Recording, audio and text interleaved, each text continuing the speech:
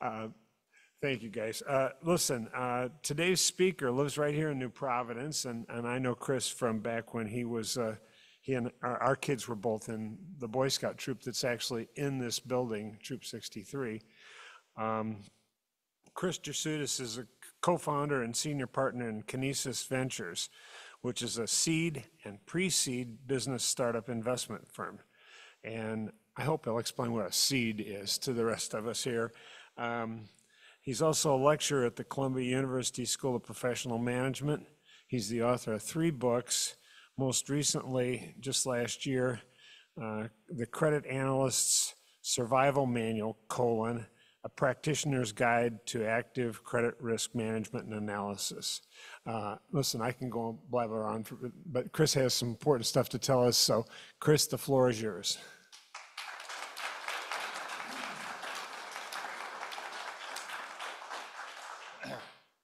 Okay, I enjoy all the jokes and the singing, so I'll tell you my own joke if that's okay. So this person went to park his bicycle by the Congress, and they says, "Sir, you can't really park your bicycle here. We have the Congress meeting. We have even the president is coming. We have a bunch of mayors showing up, so you can't park here." And the guy says, "No, don't worry, don't worry. I'm going to lock my bike."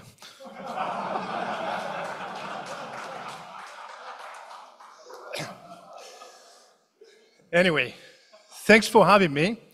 My name is Chris Lushotis. You're gonna taste a little accent. I'm here about 45 years in this country, but I haven't lost my accent. I'm originally from a small island of Cyprus. We just speak Greek there. So it's Greek language. Of course, there's Turkish on the other side. So we speak the Greek language. I was born in Scotland, and my mother's Scottish. My father is Cypriot, so I was only a year old when I came to Cyprus. And in '82, I came to the States to, get my education and hopefully go back. Of course, my father was still calling me if I'm done with school after 45 years. So I came here. I'm in New Providence now since '89. I got married, and I have 4 children. They're all grown up in their 30s. And I still have a house here in New Providence. So Mitchell and I will go back a long way, when the kids were young, and we just did all the Boy Scout trips. So thanks for having me today.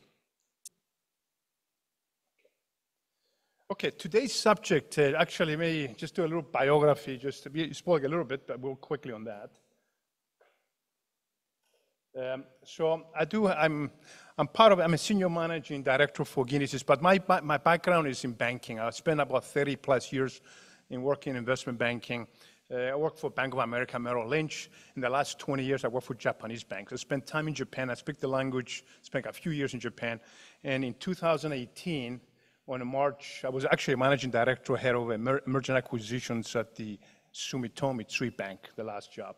And then on April 2018, I gave my last sayonara and my last bow to the Japanese, and I started co-founder a business to help young brilliant minds to take their project and bring it to the U.S. And I started back in Cyprus, Cyprus actually have a lot of ties. It's almost like Israel for the U.S. You find the technologies and you bring in the U.S. So we founded Kinesis Ventures with 5 other partners who put our money together, and we started funding. And then it took off. Actually, we raised our first fund, other people coming in. We're raising our second fund now. And it's basically, as Mitch said, it's seed and pre-seed. It's basically you find someone in a laptop, they say, "What do you do?" "I have this idea. I need some funding. I need some resources." So it's like the Shark Tank kind of thing. So we we go through the process, and then we feel that it's going to work. We take our chances on these individuals, and then we build a team, and that's the story. And I'll tell you a little bit about that, I guess, in the presentation. Of course, I'm an adjunct professor for many universities. Columbia University, I'm the lecturer there, but I do teach at Seton Hall University, also Fordham. I taught at Baruch College, so those are the things. Thank you. And I wrote about 3 books and collaborated with 3 others. So everything about investments, finance, valuation, that kind of stuff. Okay, so a little bit about the Kinesis Venture. I spent only maybe a minute. Basically, the investing, as I mentioned, in pre-seed seed money. We take them through 3 phases of proof of concept. I have this idea, and I'm going to take it. So we'll put money, we'll put team behind it, and we eventually, hopefully, will commercialize. So we have to go through stages until commercialization. We invested about 9 companies. All the companies are technology companies, like fun companies. Like this guy came up with a glove that the hearing impaired can actually get vibration of sound, so it can enjoy the sound of, even though they don't hear anything, they can enjoy the sound of the birds and the ocean and the traffic and music. It's different vibration that bypasses what the ear is and goes right into their brain, and just they can enjoy life and this is stuff that we invested in, like more solving problems, and we're proud of that. And there are many like that, and I could go on and on about these things, but they are very good technology companies that you can help actually with either environmental, clean tech technology that you can actually educate people and things like that. We also have a hydrogen engine company. Company actually takes old ship engines, and they can actually inject hydrogen in, and they actually can get the emission reduction about 20-25%. So instead of buying a whole new hydrogen engine on a big ship that costs $200 million, we came up with ideas that you can actually reduce the the emissions and the old fuel with hydrogen. So it's many concepts. We're very agnostic what we do, but we look at technologies and things like that. And I'm going to feature one of the companies and how we went about it. And today's subject, of course, is how do you know it's going to work, right? How do you value so-called priceless? Oh, sorry, going backwards. So I'm going to start with a little video. And this is how when we went back to Cyprus to look at technologies to invest, this is how we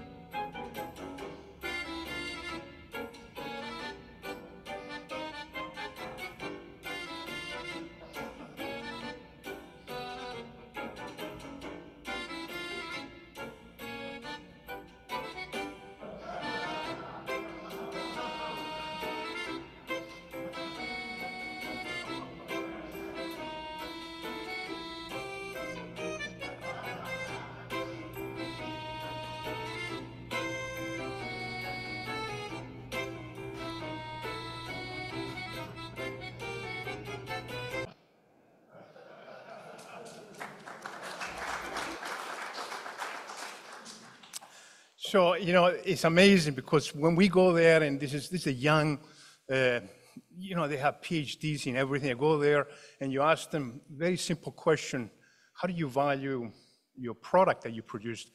And it says, what do you mean? It's worth billions of dollars, okay? So it's like a priceless. So, and I realize it's asking your firstborn son, what is it worth? Because those guys look at their babies. So when we go there, these guys don't have any clue how business works. And so it's like basically dealing with babies like that. And we got to bring him through kindergarten into elementary school, and you're hoping will be the next, Brady or something that is going to do well. So it's like any kids, when you start, you feel like they're going to do well. And that's how we look at each business. We're going to bring it to the next level that we think that we can, it can actually produce something. So, and it's very appropriate, that video. That's exactly how we look at the young companies. So today's agenda is how to value priceless. I'm going to go through some personal notes over the years, how I built. We're starting with a success story. I tell you a success story, how we started, and then the U.S. actually doing very well. We discussed some business valuation 101. I won't get too technical, but hopefully I can spend maybe 5 minutes there discussing how we value stuff that don't make any money yet. Actually, they're negative cash flow, and hopefully they're going to make money down in the future. And then we've discussed about valuation, lucky or good. You got to get the lucky ones. We're going to go through, how do I go in through the details of valuing an IP, an intellectual property, something we're going to make money. and then using probability theory. A lot of you might have some background in that. And then we'll finish with some case studies, quick case studies. So that's kind of the agenda with Q&A, okay? Make it fun. So what I learned over the years, 34 years doing this business, is that value in a company, of course, is highly subjective. There's a lot of interpretation of the data used for valuation. So it reminds me, in other words, we have to find the so-called the dead donkeys. Let me explain what that is. That's a concept that we use around the office. So this guy sold another guy a donkey for $500. So the day he's going to deliver the donkey, he says, sorry, I have bad news for you. The dead donkey died. You still want it? I said, I pay for it. Bring it. I don't care. So what are you going to do with a dead donkey? I don't know. I'll figure something out. I'll pay for it. A few weeks later, the guy finds him on the street. He said, you're the guy that sold you the dead donkey. I says, yes. What did you do with it? Oh, I didn't tell anyone it was dead. I took pictures on the site, and I put it up in social media, and I said, a $2 raffle to win a donkey. And there were 1,000 people sign up. Wow. So any complaints? Yes, the winner. And I gave his $2 back.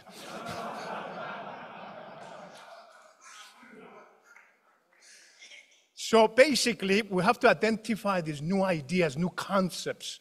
And that's the biggest thing. You find some project, you fall in love with it, you spend money on it, and it doesn't go anywhere. So we got to go through, we have to take the emotion out of it, I guess, to make sure that it works. And that's basically the concept. Although there are several methods of value company, which there could be academic methods, which I spent all my life discussing it, the valuation is both an art and science, mostly art, I would say. And there is some judgment that goes into choosing the data, and that changes everything. Of course, a successful startup always starts with a story. It has to be convincing story, and then it has to be simple. What do you do with this thing? I see the potential. This is the story, and you convert the story into numbers. That's probably the most difficult thing to do, and this is today's lecture today, is to convert the numbers. How do you do these numbers into, this story into numbers? Naturally, a buyer has a different view of a seller. That's what we have in an efficient market. Somebody's selling a stock, somebody's buying it. So who's right? Well, they have a different view. The person that's selling, there's not much value left. I'm selling it now, but somebody's buying it because there is value. So just that thinking, the valuations can really change. It's based on what the perspective of everything. Of course, the other final thought I have, you can run financial analysis, spreadsheets, you can go crazy having board meetings discussing. At the end of the day, what something is worth, what something is willing to pay. If I put my house here for $1 million and nobody buys it, it's not $1 million unless somebody pays for $1 million. So at the end of the day, is whatever is willing to pay for it. And that's the final thought. Now, anyone knows this guy? Probably not. So let me tell you about this guy. He's very famous. Well, I had this 15-minute fame. His name is Lazo Hernandez, and he's a crypto developer. He started Bitcoin back in 2010, doing mining and actually owned a lot of cryptocurrencies. He's a very famous guy because on May 22nd, 2010, which nobody knew what Bitcoin was, he bought 2 pizza pies with 10,000 Bitcoins. He wanted to see if he can make it the first transaction of going from a Bitcoin to actually buy stuff. And he put out that actually for a month, nobody was taking it until Papa John's in Florida says, I'll give you 2 pizzas. Well, 10,000 coins in today's dollar, it's about $700 million. That's the most expensive 2 pizzas you want to have. And on May 22nd every year, there's a day, it's called the Pizza Bitcoin Day. Everybody actually always have this face. This is the guy that made a decision. Of course, Bitcoin at the time when he bought the pizzas was less than a penny. And today's Bitcoin is about $70,000, 1 Bitcoin. So 10,000 of that 700 million. So you just don't know the value until you see later and says, I wish I had that. I wish I invested in that. And that's basically the concept. Today, I'm going to discuss quickly on a company that we invested. It's called 3Dium. And it will hopefully give you some lesson how we go about actually looking at this. So basically, we found two guys sitting at Starbucks on a laptop, and I was asking them what they do. And what they did, these kids are like 23 years old each, they were actually taking pictures of objects like the water bottle. And they would take pictures on the side, and they would write code that will rotate the bottle like that, like a 3D. Of course, you see them a lot now on the website. You go in, you just look at the bag, and you move it, or a watch. And those are back in 2018, they were doing that. I said, well, that's an interesting thing. I've seen something like that. So they built a software that does that. Anyone can take pictures of anything, like a piano, 5, 6 times, and the AI would take control, and you can move the piano around and everything else. So we actually start talking at the time. And on April 2017, as I mentioned, two of these ambitious techs, out of Cyprus in Greece, they started this vision to bridge the gap between online and in-store experience by building a 3D model. Now, if you go to Amazon and you buy something, it's all like a 2D, like a picture of something. So can you imagine you just transform every 2D picture with a 3D? And that's basically what these guys are doing. So they found a solution to do that really quick, with not much money and less cost effective. So it is like many small startups with big ideas, of course. Early funding and collaboration, they're very crucial. I mean, you might have an idea, it stays on the shelf for years, nobody cares. So this is the crucial point that you take this idea and move it to the next level. So in August 2018, as I mentioned, we're sitting on Starbucks. We sat down and we discussed for months later. And Genesis Venture, my firm, was the first check we gave them. We valued the company at the time, given the potential, which very conservative, $1.5 million, the business. So we give the guys $150,000 for 10% of the company. And so it was estimated at $1.5 million. Today, 3Dium has about 58 professionals from 3 different countries. They established a subsidiary in the US, out of New York, and the UK. And recently, they raised money about $40 million valuation. So in less than, from a $1.5 million valuation, it's about 40 today, and it's going even north. And the reason of doing that, because we brought into the US, and we got them customers like all these fashion design customers. So if you look at if your wife or your daughter or your granddaughter is looking for a Fendi bag, and she goes in, this is the 3D Fendi. You can open it, turn it around. You can actually, so these are some of the large fashion icons, which is LVMH and Tapestry. So, and you can see some Mercedes also. When you buy a Mercedes and you go in and you turn and you can change the colors of the interior, these are the guys that we invested in. So this is the 3Dium guys. Adidas too, with the shoes and everything else. So this is a jewel that we never knew about it, because there were many products are out there. You just have to get that first customer. And we felt the US is the best because it gives you 3 things. It gives you one customer, satisfied customer. You can get the second one, the third one, and then you can continue.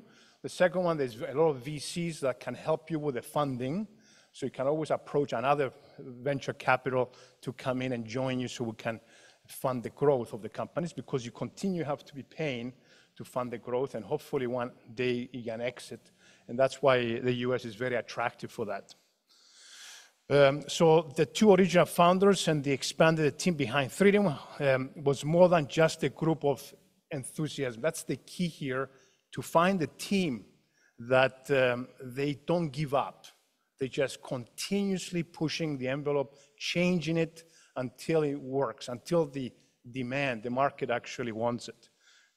So they were go-getters, and that's one of the 5 things that we discussed later is that you're investing in the team, and the team has to take you there, because I'm not an expert in the technology. You have to get the team right, and that it's half the battle. So the reason for the early success, 3Dium has been embodying to the 5 pillars, which I'm going to discuss. The 5 pillars of contribute to the startup. That's what I'm going to start my presentation. The 5 things we look at for any startup. Sorry, I pressed it. So these are the factors that startups succeed. Bill Gross actually did a study for all the companies like Amazon, Meta, Facebook, Tesla, all the companies that did succeed. And the reason they succeeded because they have 5 factors that contribute to the success. Is the idea, of course, has to be an idea that, wow, that's a good idea. Is the management team is very important. Is the business model. You take an idea, how do you make money with it? Because sometimes you have an idea that you can't make money with it. And the funding has to be there continuously through the growth with a lot of belief that it's going to work. And then timing. Timing is very important. So starting with the presentation of the 5 pillars, the idea, for example. So we spend all the time on the market demand. I mean, does the customer really want this? Does this solve a problem? Do they need this? If they don't have this, can they continue their lives? We're not really discussing disruption, by the way. Disruption is when you are investing something like Amazon, which Amazon said, look, I'm going to be patient. Amazon was 14 years startup because they were patient that people will use another way of buying stuff. We're not like that. We want to go directly and sell this thing directly because they want it. They're solving a problem. It has to be innovative. Innovation has to be there. And especially now you see AI is taking off. That's the next generation thinking. It's basically solving a mundane problem every day more efficient and better, okay? Execution also, we look at as the idea. Can we execute? Execution is very crucial to the thing. And timing. Timing, when do we, okay, there's a market demand, but there's a lot of money goes in to get to the first customer. How long is it going to take us? How much is going to take us to do it? And we'll discuss that more on the timing side. The management team is the number 2 most important factor. Is basically, it has a clear communication, but we have the same vision.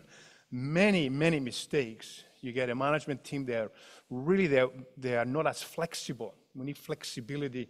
We need to tell the person that, you know, it's going to work, but you need to change the product. Remember I mentioned the guy with the glove?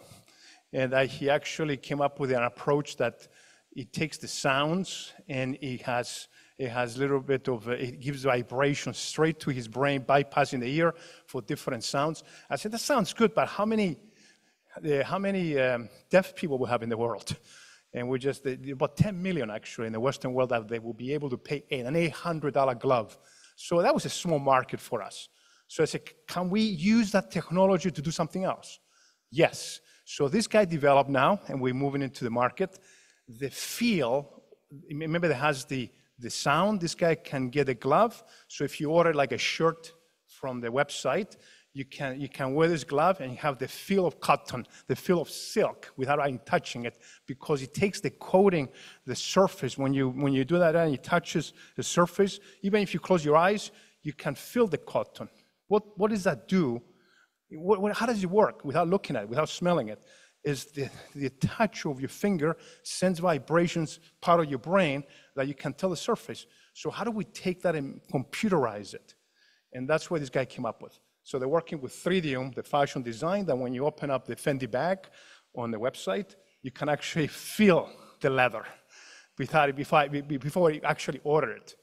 Okay, that kind of thing. So he's moving to the so-called haptics. That's the big market, haptics, which is actually all the feel. Or we have another company, it's called Ascanio. This guy, you wear the glasses that you see at 3D, and you can work on an engine, take a training, even though the engine is not there. When you wear it, the engine is there, and you can actually take apart the engines as a training. So the problem is, when you take it, you don't feel any weight. So with a glove, you actually, when you grab something, you feel the weight, or you feel if you take a screwdriver and try to screw a screw into an engine, it doesn't let you. It just gives you that force of training that actually you feel the resistance. So those are the things that it's like kind of wow factor that we're investing. So this is the team that's be able to change and pivot the way they started something, and they're going to use it for something else. And that's basically one of the things that we're very excited about, that these guys can work together and get things done for the next generation. The next one is the business model. This is the biggest part. So there's many ideas out there, hundreds of ideas, thousands of ideas. The key here, it can stay an idea on a shelf. So how do you make money? What is the business model? How do I make money with this thing? How much I'm going to spend to get it out there and how much money I'm going to get back. And that's the model that we are actually running. Okay, so business model, it has to be a clear value proposition, understanding the target customer, very essential. You do surveys, you go out there, do you want this thing, that kind of thing. It has to have an effective, continuously revenue stream. We're not interested in one project. Here I'm going to use it, and then, because it has to be something that you're continuously giving. And there's a lot of programs out there, of course, that we build in. It's called the SaaS service, subscription as a service, which continuously gives you that recurring revenue. And that's the best type of model for the technology. Cost structure, optimization. How much is it going to cost me, this thing? Is it a box I have to build? And we have many products that we are working on that you have to spend a lot of money for the prototype, and that's the most expensive place to be before it becomes like a commercialized. If it costs too much and it takes too long, we might actually walk away from it. We don't want to take the chances. Let's have someone else take the chances. It has to be the scalability. We have to feel the scalability that this thing can scale up, as I mentioned before, and continue innovation, continue to evolve this product or this service to open up to do other things. And I have many examples for that. And the biggest thing I do, because my background is mathematics, I spend all the time actually writing books for mathematicians, and I'm using the good old-fashioned probability theory that, everything I do, even with my wife, and she's asking me to do something, I always put in my head, what's the probability of this or probability of that? That's my whole thing. That's what I do all the time. So should we buy this house? I said, hold on a minute, let me just did all the math. I'm just come back, I'm gonna run a spreadsheet and come back to you if that's it. So that's what we do, and that's my thing. So I'm gonna show you some of the work I do here. Today's funding is then the other one, which is the number 4 factors I mentioned. Identifying the phases. We discussed the phases of development. If it's phase 1, which is a proof of concept, that's too long to commercialize. You need to get certifications. Maybe you need an intellectual property. It's going to cost you money, legal fees. So you got to identify which phase they are in so you can put the probability discussion.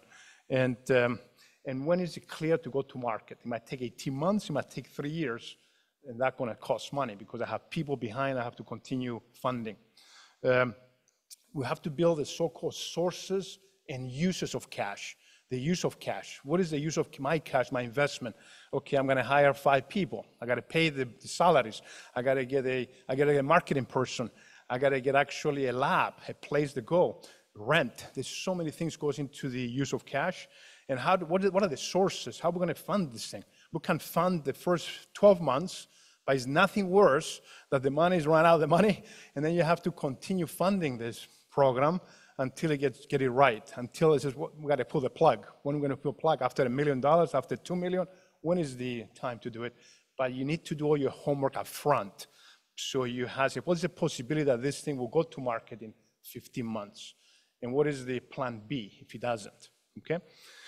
And the last one is timing. Timing actually, it is one of the most important factors because you got to be ready for the market. The market has to be ready for you. And competition and value added, that's another thing. And technologies advancements. And I'm going to give you some Airbnb, which basically, if you know Airbnb, if you want to buy, rent an apartment for a weekend or a week, there is an app, you go there, somebody else, is renting the apartment just for a week. Airbnb was created of timing. In 2008, the crisis, people lost their jobs, they didn't know what to do. So they move with their grandmother or their mother, and they start renting their home so they can get some extra income. And Airbnb created an app that people can go on the app and connect people that are looking for a place to come, and then you offer the apartment. That's timing that Airbnb is a $2 billion company today. Of course, social media and Instagram and Facebook is out of a need of the phones. The smartphones created this euphoria of the young generation of communication through their phone, not only texting, which is a big concept, I remember texting, but also posting, telling each other. Of course, COVID was a huge time of a new technology. As you can tell, I guess your meetings before COVID was always here. COVID actually forced you to go to Zoom. And actually, I still have people on Zoom because it was very convenient. And Zoom changed everything, or not only Zoom, but any of this way you can communicate across the country, across that's just it. So Zoom was created by COVID. People they couldn't go home. They couldn't go to work, so they had to do it. Peloton, which actually is not doing as well now, it was like the gym at home. It was this bike, $2,000 bike. It's very expensive, but this is a bike that people can't go to the gym because I have a mask. I can't do it. So they stopped buying the bike, and Peloton took advantage of it. They had all these guys.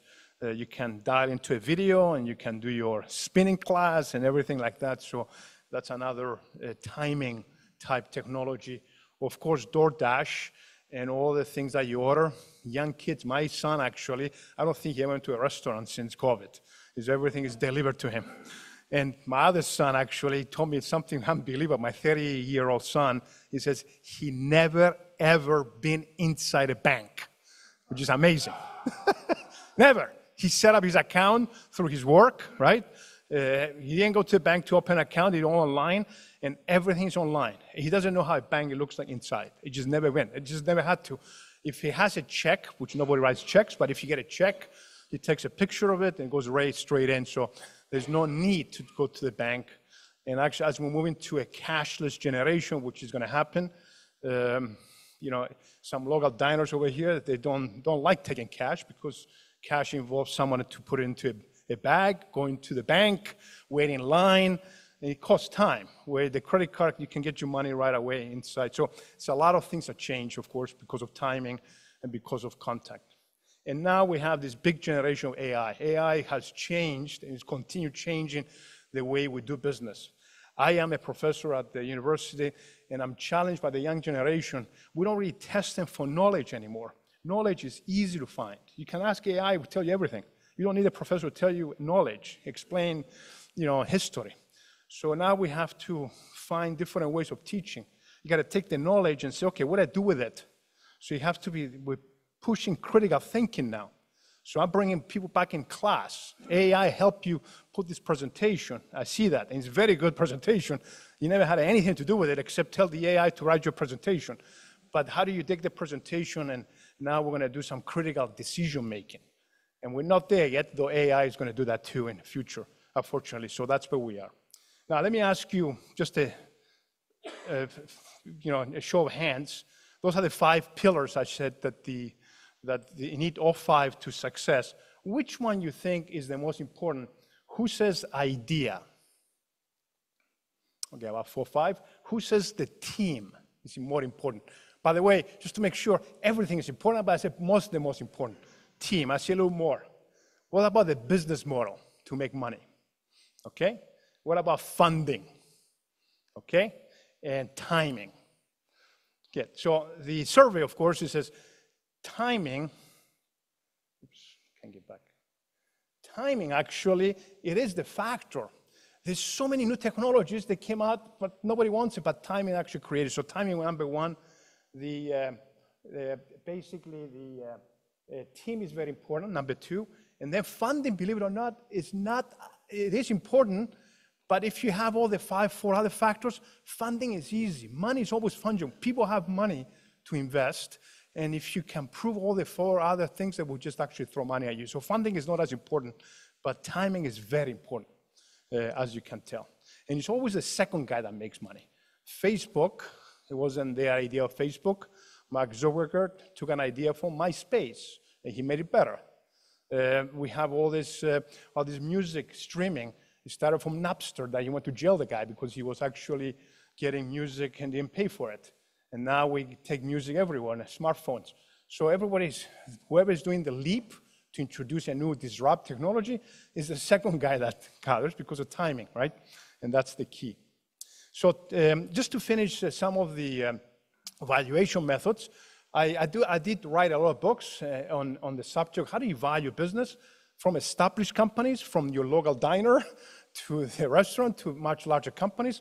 And there are basically 4 methods of valuing a company. You get so-called market method, which you take information from the market, right? So and what is like a stock market? That's a good information place to go. If I know, Tesla is trading at $225, what is that in value? So I can apply for other EV companies because Tesla is trading. That's a market kind of a methodology. Income methodology, which is the most used, is okay, I got to do projections on the company. How we're going to come out of this? And then if I build some projections and use probability of meeting those projections, I can determine the value today. And I use that a lot actually. And the cost basis, the good old-fashioned cost basis. Basically, how much is it going to cost me to do this? That cost becomes the value. That's the first value.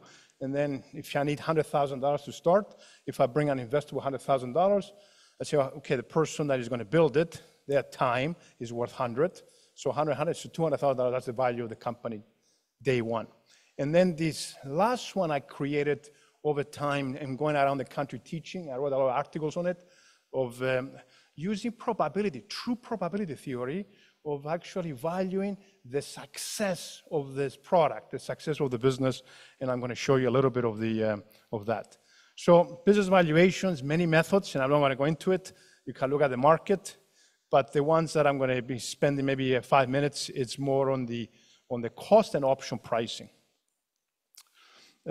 So just to start with 101 venture capital, what I do.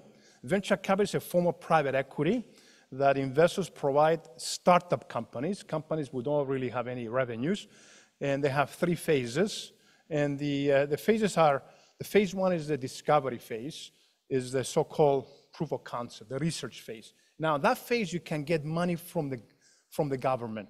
You can get money from the universities. If you can discover something, you're working discovering cleaning air or cleaning pollution, there's a lot of funding programs that can help these young individuals. But many of them, they get comfortable with the funding, the professors, and then once their money run out, they go for a new funding. Nobody takes them to commercialize. A lot of them don't commercialize, and this is the ones we find. And when you start verifying the technology through third party, like a certification, that's phase 2. In other words, your idea is good, but I want someone else to tell me it's good. And that becomes phase 2. The probability goes up from 8% to about 25% probability is going to work. And then if you find your first customer, even if it's going to be a trial period, that will be phase 3. Right before pre-commercialization, working with a customer, satisfied customer, that's actually probably is much higher. It's almost 50% or higher.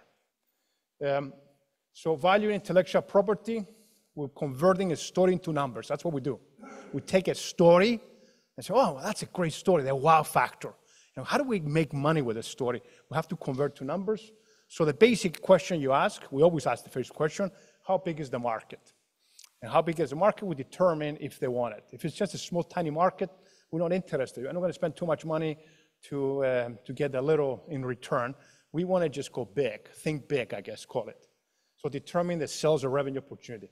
What are the compare advantages? Why is yours better than everyone else? There's so many people out there behind closed doors discovering the next generation technology. Who am I to be the lucky one that I'm doing that one is going to work when there are hundreds of others doing that work? Actually, they always ask me on this subject. I have a group of people that my age that we communicate, and they always talk politics. One guy's a big Trump guy, the other guy's a big Biden, Kamala, so they have this clash, the president, and I always tell them, he says, it doesn't really matter who the president is, and the US is it's unbelievable because every 4 years we can get a new guy. By the time he gets all these policies in, it never happens. So usually you have to be careful. When I look at the economy of the US, it's 150 CEOs at this time, maybe today, sitting in a boardroom, trying to figure out how you're going to buy, how you're going to drive, how you're going to sell, and how you're going to go to the bathroom. Those are the guys actually running the economy, and everything else, as long as we don't get someone that can press the button and do a nuclear, everything is fine, okay? So that's basically, so those are the guys that we have to be careful, and we have to go with a technology that is better than someone else, okay? So that's the key. How much will it cost to implement, of course, how long before the competitors cried in. We do all this analysis before, and then we have to factor all the risks. The risk involves how much it costs. Of course, cost is very big risk in this business because you end up, you think you're gonna pay $300,000, you end up paying $1 million to get it to the level that you want it, and you didn't really factor that in when you invest it. How long might it take to take it off the ground? That's huge. It's called the Death Valley. In Death Valley this is the point here. The point here is the Death Valley. So how long we're going to be putting money, it's all negative cash, before is the explosion, the acceleration they call it. This might take you down because it takes longer than you think. And we have some companies, they're struggling, about 2-3, we thought we're going to get out in 15 months, now in the third year, they start commercialized now. We've just given it, we have to change it a little bit to make it work. So that's the kind of the risky part of this business. Converting the story into numbers, investors consider 3 factors. So first of all, you have to have an expectation. I mean, I always tell my students about teaching investment strategy, if you don't have an expectation, you shouldn't do the business, you shouldn't invest. If I invest in Bitcoin, my expectation is very high, okay? If I want a Lamborghini by next month, maybe that's why you have to invest in Bitcoin and good luck. My point is that everyone has to have an expectation. If I want to save my money, I put my money in the mattress. That's my expectation. I want to see my cash stay. I don't want to lose any money. So the expectation is very important. In this business, all expectation.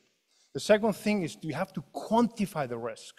And I'm going to give an example, a very good example. How do we quantify the risk of meeting the expectation? And timing is very important.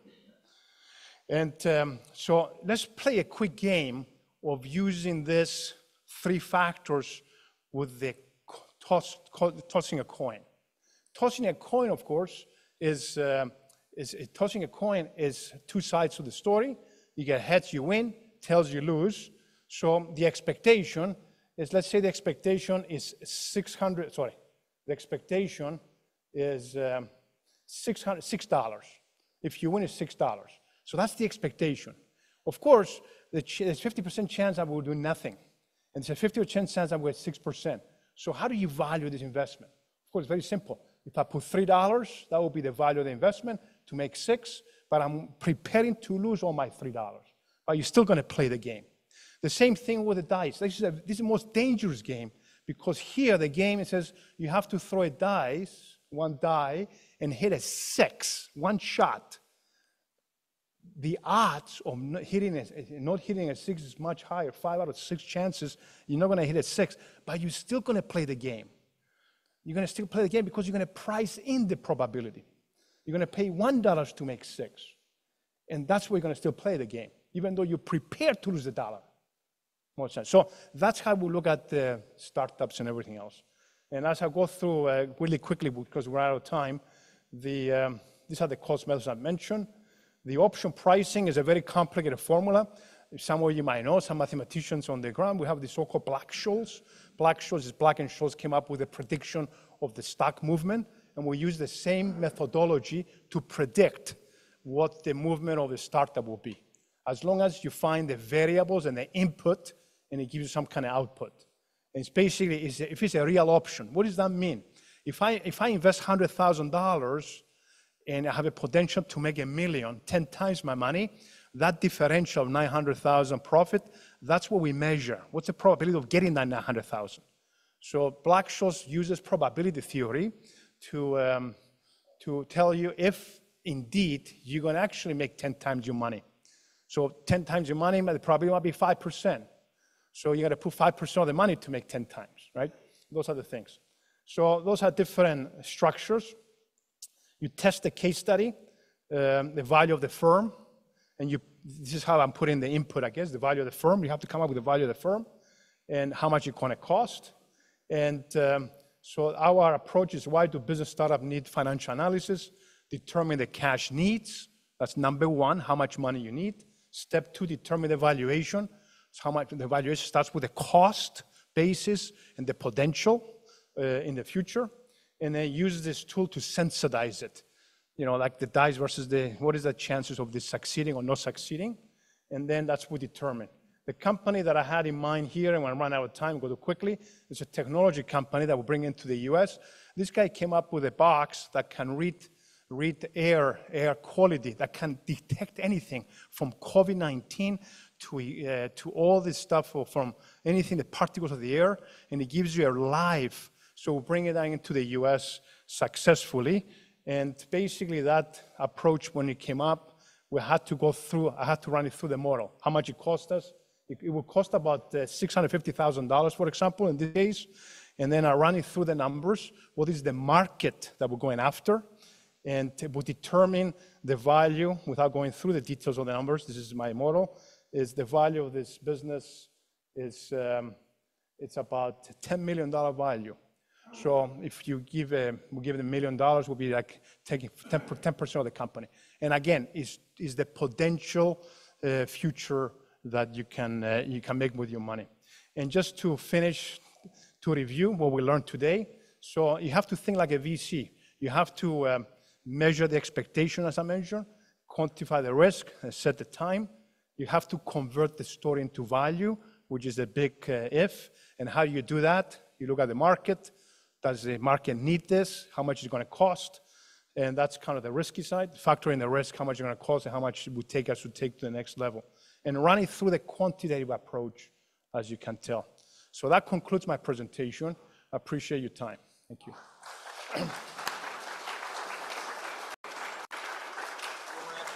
Yes. Any questions?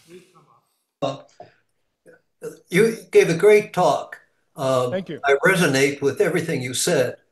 You mentioned artificial intelligence, and since we're living in the world of AI, what is the state of the art of using AI to create and evaluate business models?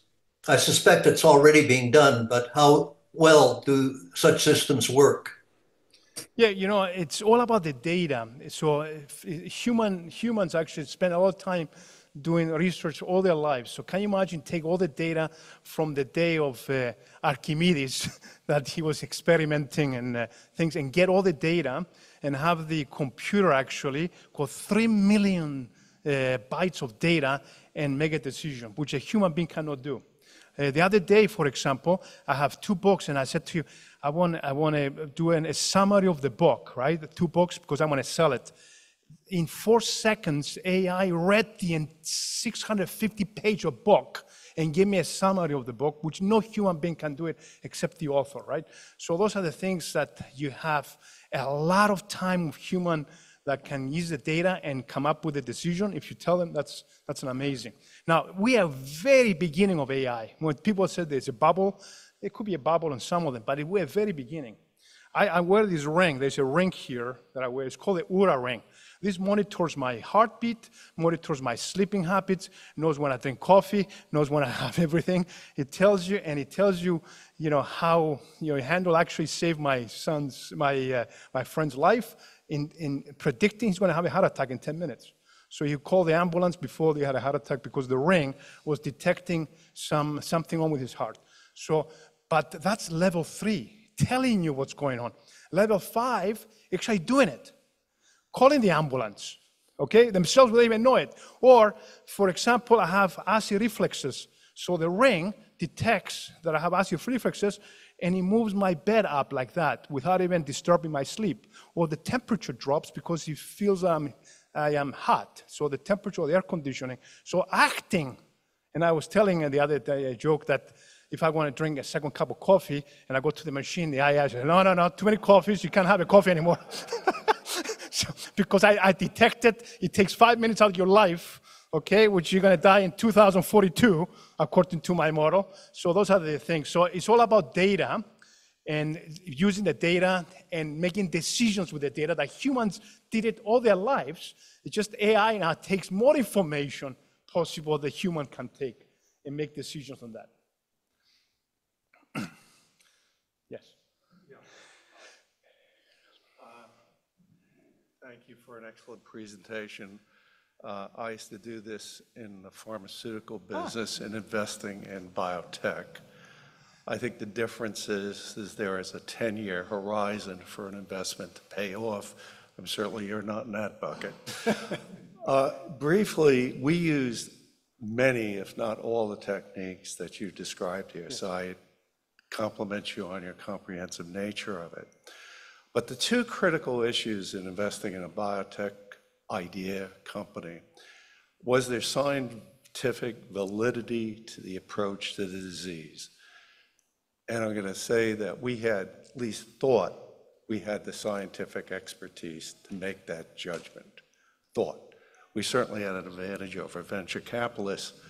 And why am I telling you this? The other thing is in intellectual property that we have the protection.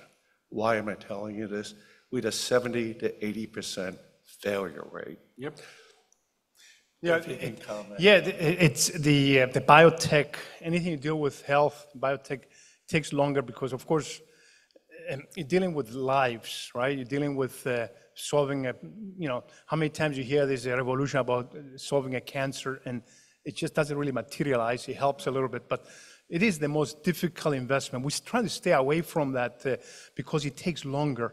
We actually invest in a company. In Cyprus, actually, they eat a lot of pork. And I just did a lot of study. There are about 60,000 pigs slaughter in Cyprus, small island with 1 million people. And they eat a lot of souvlaki, I guess. Souvlaki is the one. But the scientist that we invested, he takes the artery of the front feet of a pig, and he makes the best quality collagen. And the collagen that he sells, and I will sell it to Pfizer, is to go into as ink in regeneration of organs. So if you have a new liver, so actually the whole new generation of organs is the next step. You're going to be actually, you get a new heart or a new liver. So the ink that makes that's the collagen. But we invested 5 years ago. It took a lot of time to convince Pfizer this is the quality, even though this is an established, collagen is been around for many years as you do it. So I sympathize with the technology. We have many opportunities to invest in helping solve the cancer and all that stuff, but we're trying to stay away because there's a huge unknown, like you mentioned. It's an 80% failure, very high failure. It costs a lot of money, billions of dollars before you get something out into the market. And you don't know if the market actually is going to be buying it because you have to price it so expensive that you don't have the chance that you can do it. So I sympathize. We try to stay a little bit away from biotech because of that valley, death valley is much longer, right? And the unknown, yes.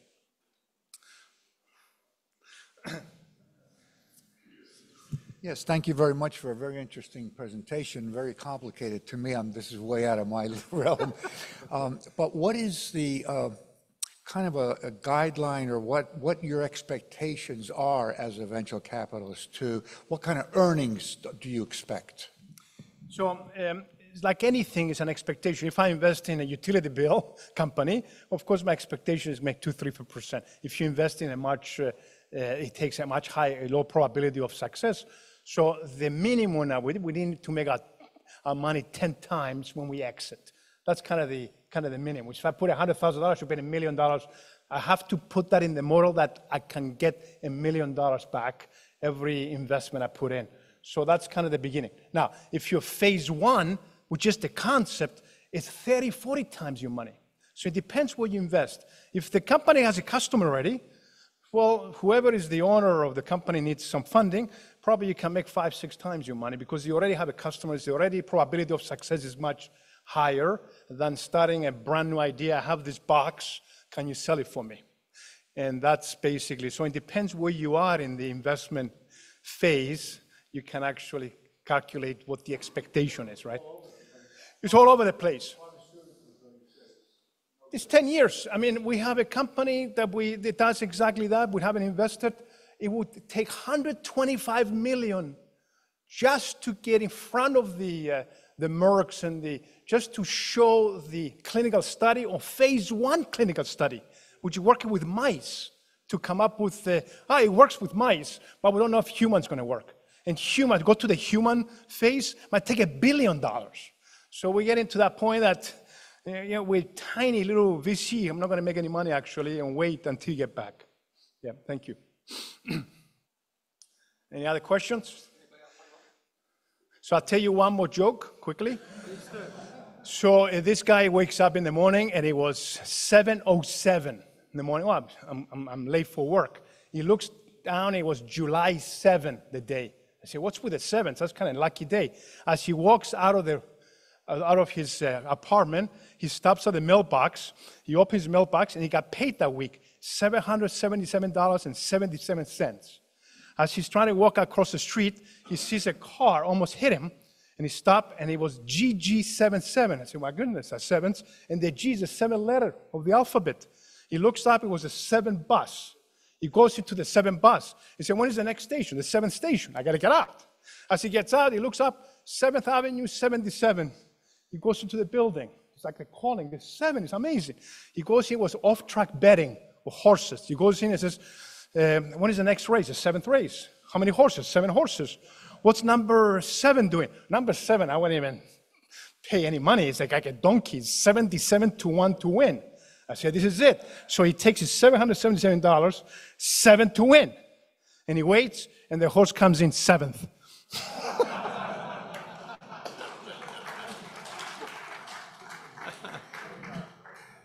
Oh, okay. Fabulous. Fabulous talk. And I love your jokes. So I have a more serious question. I'm thinking of Theranos. Yes. And Theranos is a pretty important case to look at in venture capital.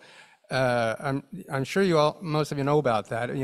But it seems to me it started off on this track that you're talking about with an idea, and it somewhere along the lines it went off the tracks. And it turned into a grotesque monster. And so where was it? Do you think it was a scam from the beginning, or do you think it was going along okay and went off track? And, where were the circuit breakers? Why? And are you just going to tell us that there are too many venture capitalists out there with too much money who are not doing the analysis that you're doing, and they were just too eager to put all his money into something that wasn't sound, or what? I mean, where did it go off track? First of all, it's all of that.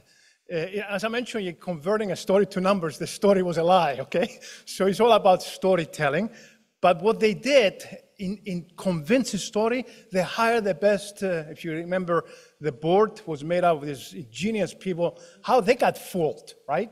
And now how they fooled those people to come in. It's all about creating. Actually, Newton, he raised money before actually inventing the light bulb, because you just fake it until you make it, they call it. Yeah. It's going to work. But these days, you can't really fake it until you make it, because there's so much information. It's not like the old days. It's like, I'm going to make this light bulb, and I need money to do it. Did you figure it out yet? I haven't figured out. And you tried 10,000 times to do it, and the 10,001, you got it done. So Theranos is the same thing, is converting the story. She, the woman, Elizabeth Holmes, she did believe it's going to work. It just didn't work. So how do we tell them? How we tell them it's not going to work? She believes that it works. That she actually became a pathological liar herself. That works. So it becomes that you got to trust what the guy's telling you. The scientist sitting here, I'm a numbers guy. I don't know if the scientist says this is going to work.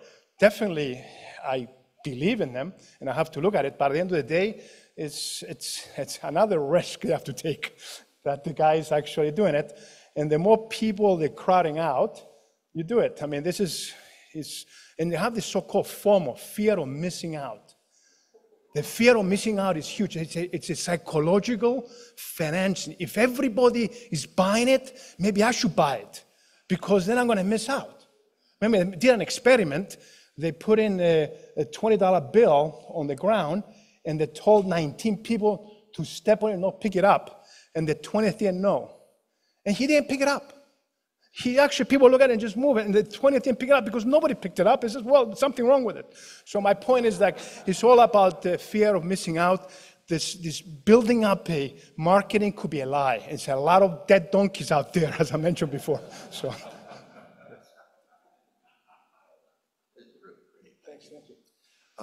First of all, I'd like to make a formal invitation for you to do the humor portion of our meetings. Okay? It's really great. Especially your jokes. Yeah. But my question is, how do you source your deals, and what percentage of them are successful? That's a very good question. We have, I mentioned we're young, still a young company. We did 9 companies. We source it through the universities. So the university has a lot of brilliant PhDs working on something. So it's just the key of taking this. But we looked at 300 before we did 9. So it's a lot of rejection. A lot of rejection is not going to work. It's going to cost too much. It's a good idea, but I don't think it's a business model that works for us. So we source it through universities. Then they have these so-called acceleration programs. They're out there, people actually promoting. It's in financial institutions. Like all the companies from Merck to Pfizer, they have the innovation areas that they're looking for VC to join them or something like that. So that's the sourcing. The failure is very high, but it's almost like I wish a judge can have a home run. You bet on him every time he's going to have a home run. He hasn't done anything, right? So the point is that you're waiting for that one company that will do better than all the other ones if they fail. So you're betting on that one horse, right, that's going to do well. And you take your chances on the other ones. And the failure is almost 90% failure for a startup that is phase 1. So we're talking about, actually, I mentioned 8% probability when you look at an idea. Wow, let me just investigate. You got to be ready to lose 92% chance you're going to lose all your money. But you're still going to do it because if you do 10 of those, the one is going to succeed. It might give you 20, 30, 40 times your money. As I mentioned, 3D was a $1.5 million company. 40 is going to a $100 million company, and we still have 10%. Actually, we got diluted down to 7%. 7% of 100 million. I put 150,000. That's going to be returning me a $7 million return. But that one company, and I don't care about everything else if it doesn't work, right? So that's how you have to look at it. It's more like a diversifying thinking before you do. Yeah. Thanks. Anybody else?